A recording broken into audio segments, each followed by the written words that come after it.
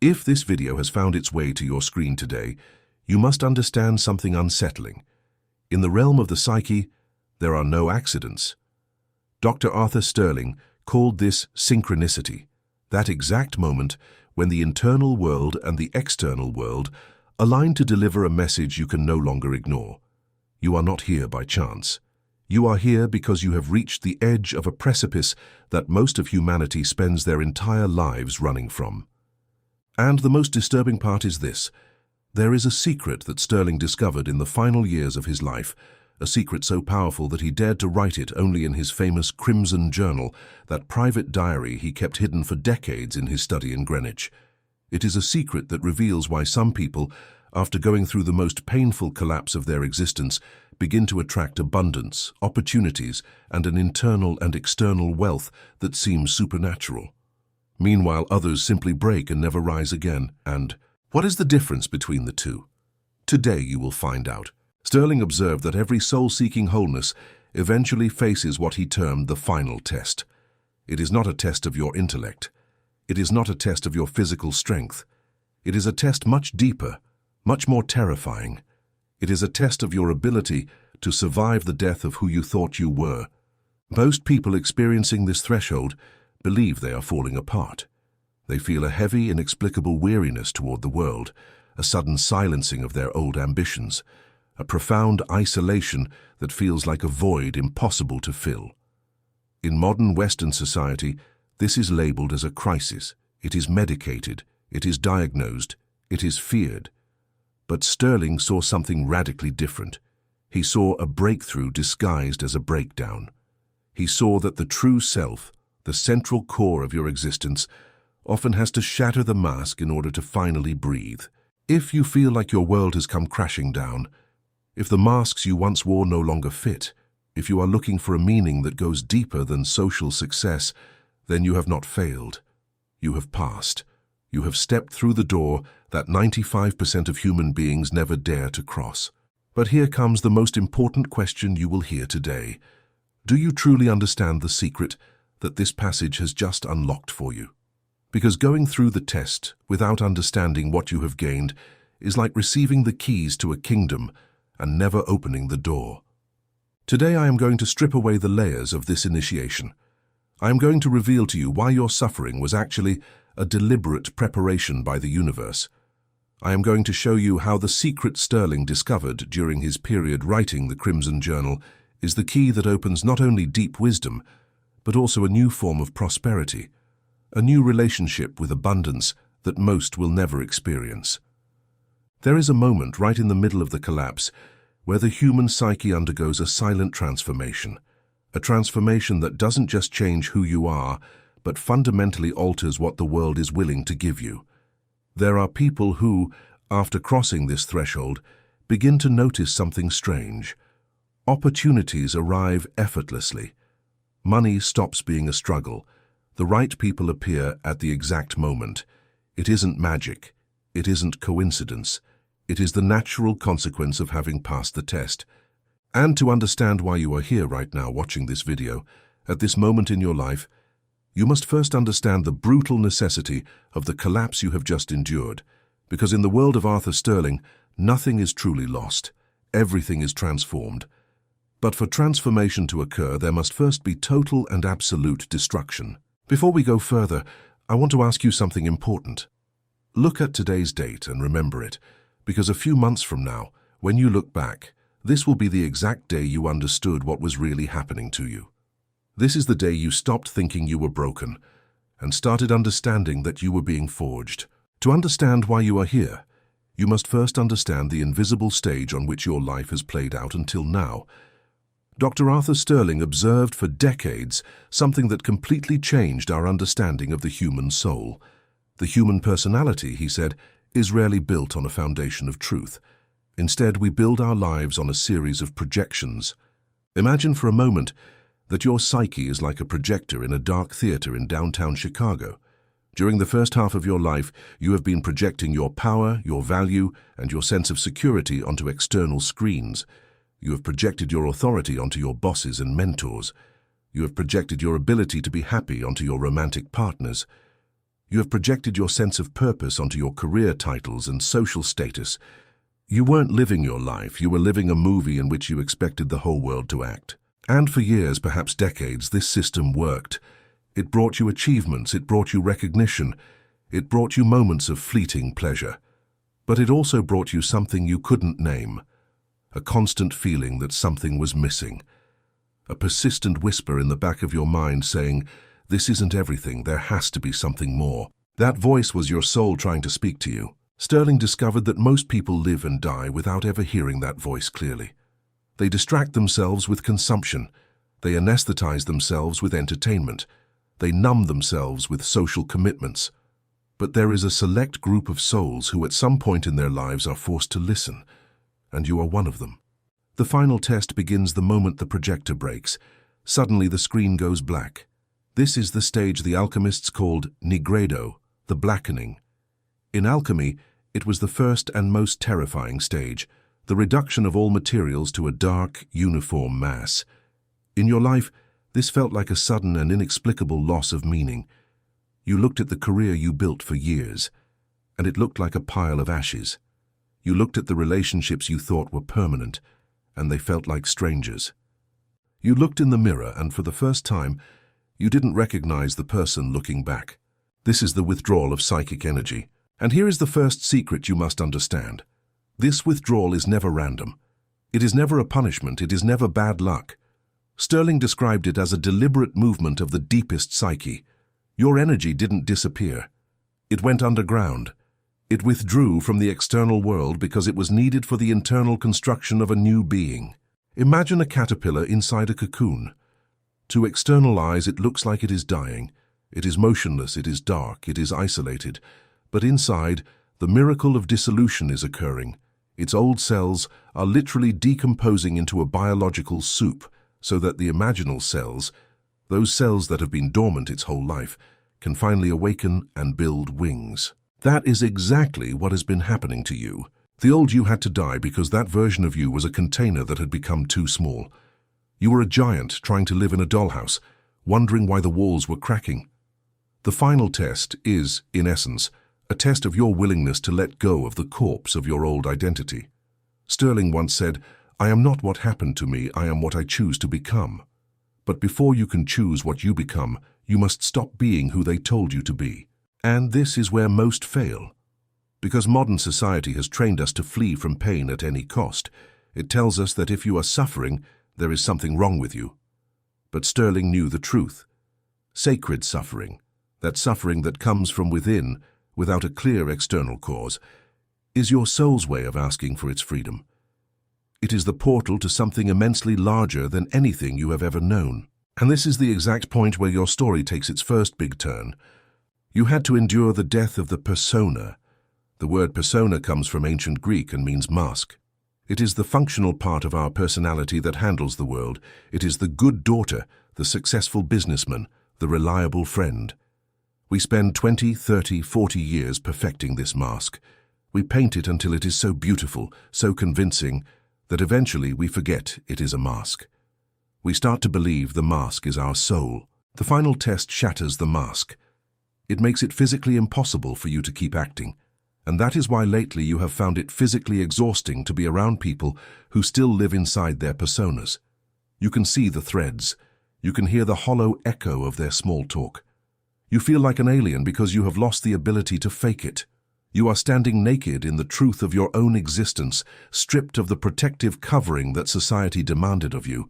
This social and psychological death is terrifying because it leaves you without a map. In the old life, the map was simple. Do what is expected of you. Seek approval. Avoid rejection. Climb the ladder. In the alchemical death, the map is burned. You are standing in the middle of a psychological wasteland. But here is the secret Sterling wanted you to understand. Only when you are truly lost to the world can you be found by the self. And now comes the most disturbing part of the entire test, because after the mask falls, you are not immediately greeted by the light. You are greeted by a mirror. But this is not the mirror of the persona, the one that shows you your curated, educated, and socially acceptable self. This is the mirror of the shadow. Arthur Sterling said it bluntly. One does not become enlightened by imagining figures of light. but by making the darkness conscious.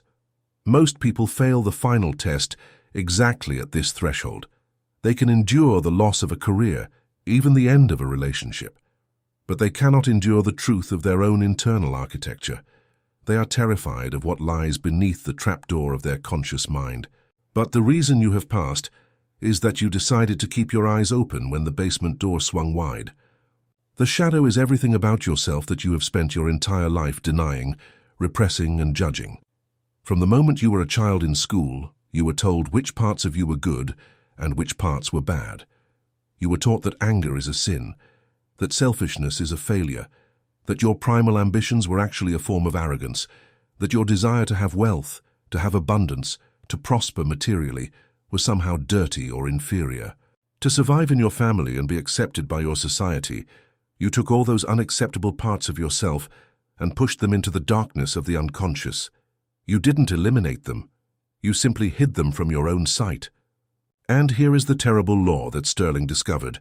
What is repressed does not disappear. It grows. It ferments. And eventually, it begins to run your life from the darkness. He called this fate.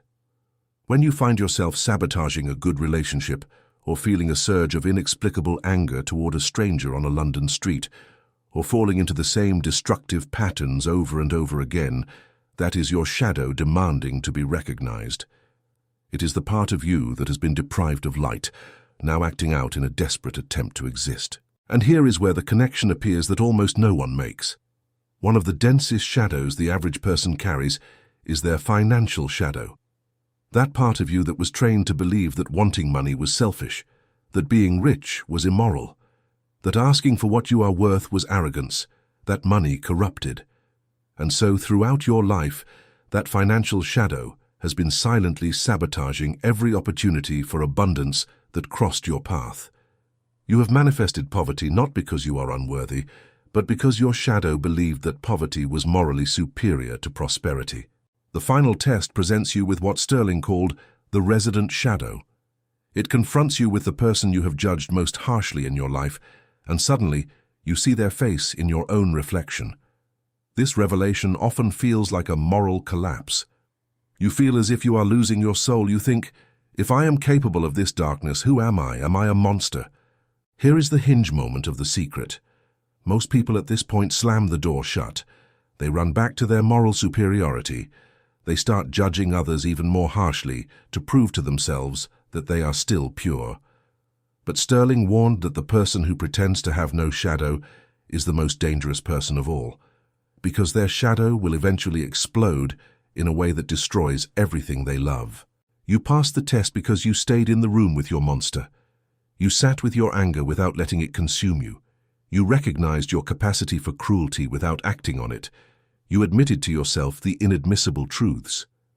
Yes, I have been manipulative.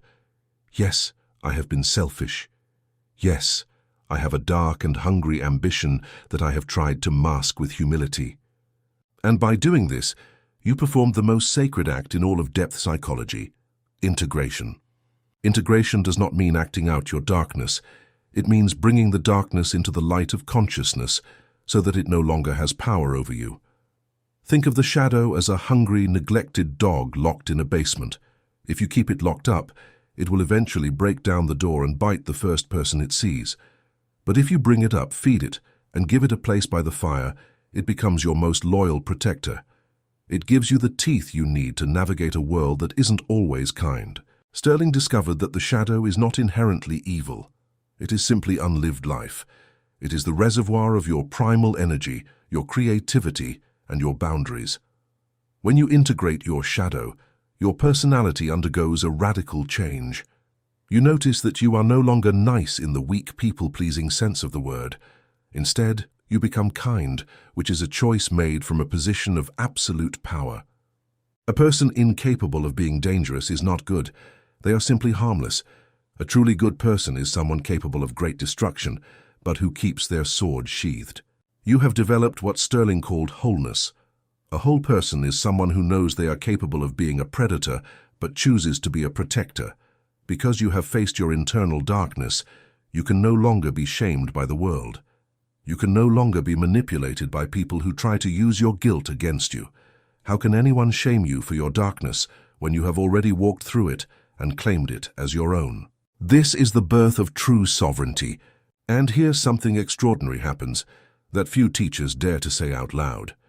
When you integrate your financial shadow, when you finally admit that yes, you want wealth, that yes, you deserve abundance, that yes, money in your hands will be a force for good, something changes deeply in your energetic field. You stop repelling prosperity with your secret judgments about it. You stop unconsciously sabotaging every opportunity that arrives. You become, for the first time in your life, an open channel for abundance. This is a truth I discovered while deeply studying Sterling's final work, especially his writings on the self and individuation. And it is the basis of what has been called the Awakening Code.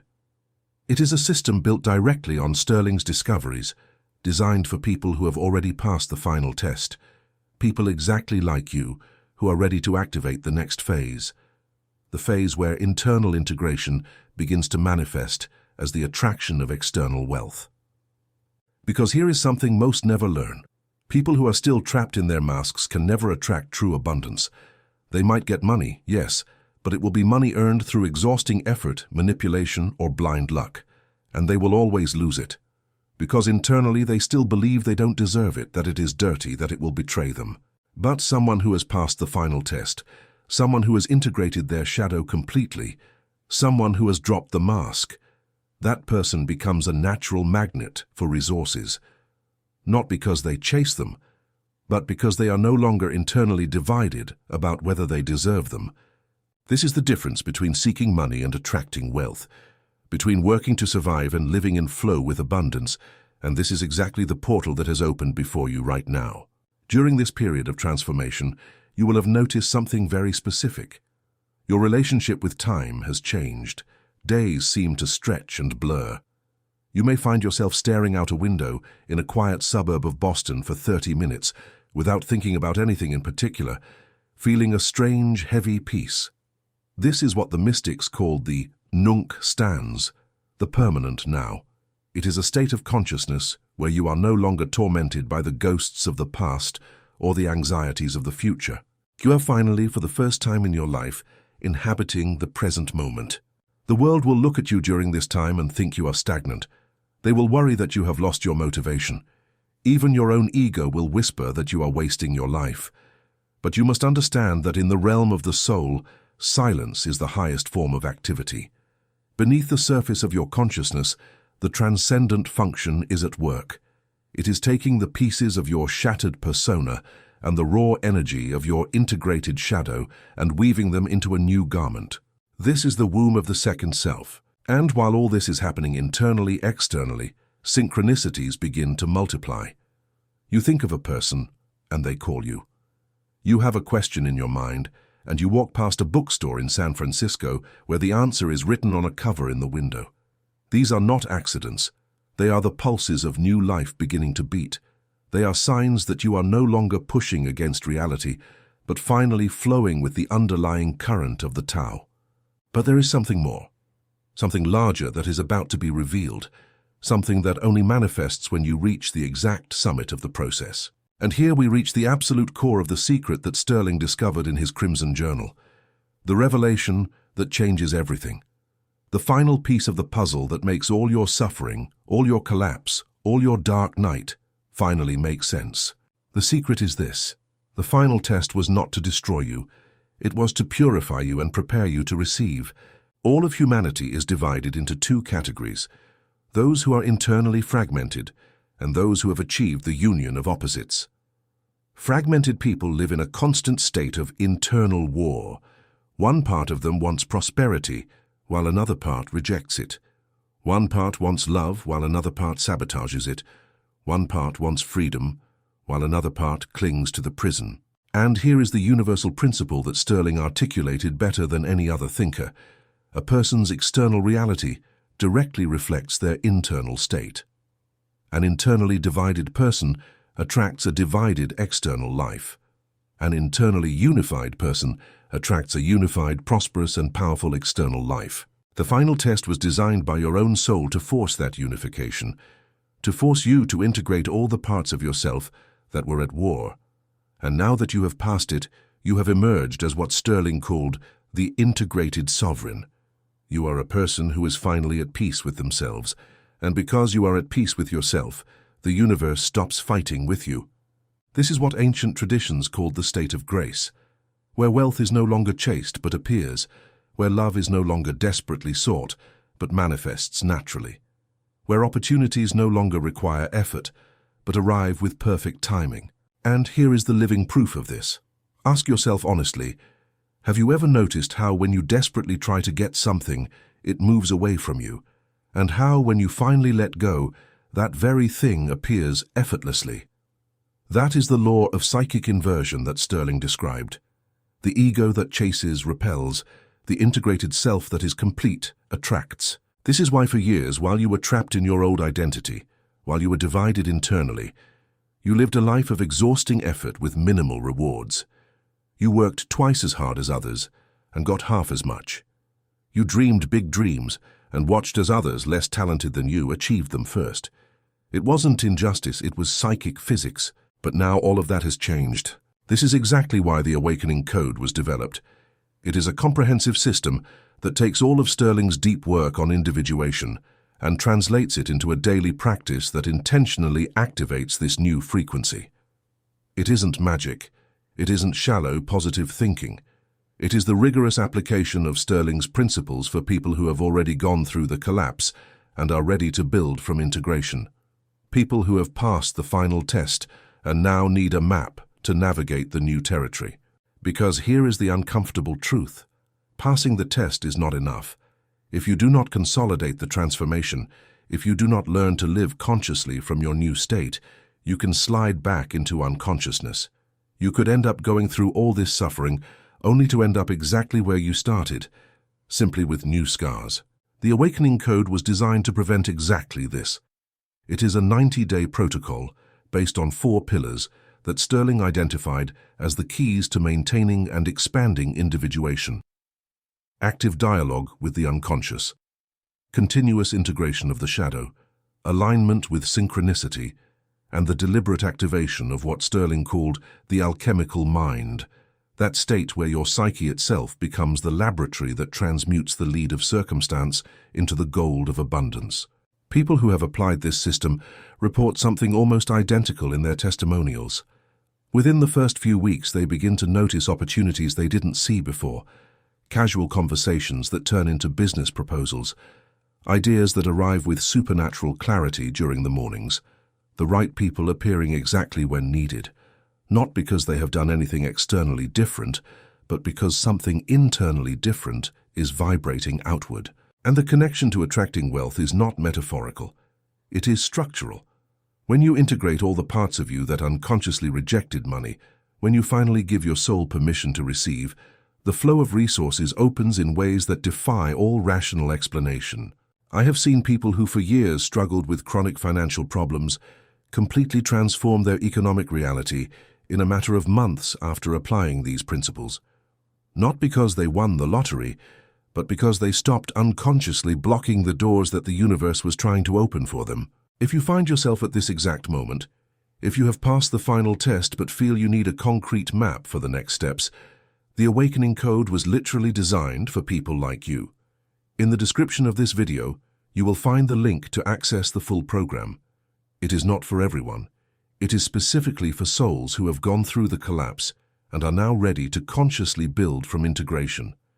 But before anything else, there is one last message you must receive today. The final test does not end with a loud celebration or a sudden return to your old life. It ends with a change in your fundamental frequency. You have navigated the death of your persona, the confrontation with your shadow, the collapse of your social world, and the terrifying weight of the great silence. Now you are stepping into a new dimension of being human. What does it mean to be sovereign? In the Sterling sense, sovereignty is the state of being governed from within. Most of humanity is governed from without, by the opinions of others, by the demands of the economy, by the traumas of their past, by the primal fears of their ego. The sovereign, however, has claimed their own throne. You have looked at the darkest parts of your nature and integrated them. You have seen the emptiness of the social mask and discarded it. You have sat in the silence and realized that you are the source of your own meaning. And because of this, you now possess what can only be described as a supernatural calm.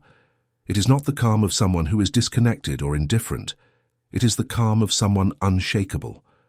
While the world around you panics over the changing tides of politics, culture, or personal drama, you remain centered. You have already survived the underworld of your own psyche. What could the external world do to you that you haven't already navigated within the theater of your own soul? This calm is a beacon. People will be drawn to you because you provide a stable field in a chaotic world. They won't know why they feel safer in your presence, but it is because you are no longer projecting your own internal war onto them. Your final instruction is to trust the internal compass that has replaced your social map. During the first half of your life, you looked outside for direction. You checked the weather of public opinion, the expectations of your family, the trends of the collective. That map has been burned. In its place, you have developed a sense of being, a quiet, steady voice that does not scream for attention, but speaks with the authority of absolute truth. When you face a decision now, you will notice that you no longer care about the right answer. You only care about the true answer. Walk the path that feels right for your soul, even if it makes no sense to those who are still trapped in the performance of the persona. You have earned the right to be unreasonable in the eyes of the world, because your reasons now come from a place the world cannot see. Sterling once said, "The world will ask you who you are, and if you don't know, the world will tell you." For years you let the world tell you. But now you are the one who speaks. You are the one who defines the boundaries.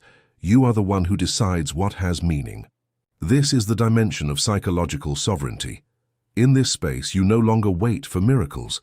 You understand that you are the miracle. Your presence, your consciousness, and your integrated nature are the most powerful forces you possess. Welcome to the first day of your real life. The masks are gone, the shadows are integrated, the throne is occupied. And now comes your next step. If this journey resonated deeply within you, if you felt during this video exact moments where your body recognized that something was moving, do not allow this recognition to fade with the distractions of the day. Take action while the awareness is clear. The link to access the awakening code is in the description below this video. It is the natural next step for one who has passed the test and is now ready to consciously build the life that the collapse prepared. Before you go, there is something I want to ask of you.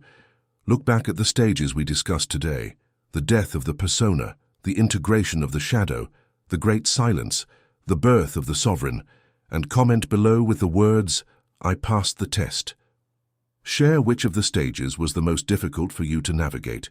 Your story could be the exact synchronicity another viewer needs to see today to not give up on their own process. Subscribe and turn on the notification bell so that every new discovery about the path of individuation reaches you directly.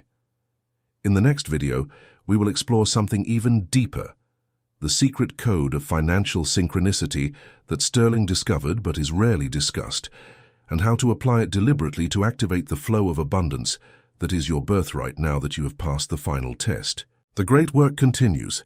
I will see you in the next dimension.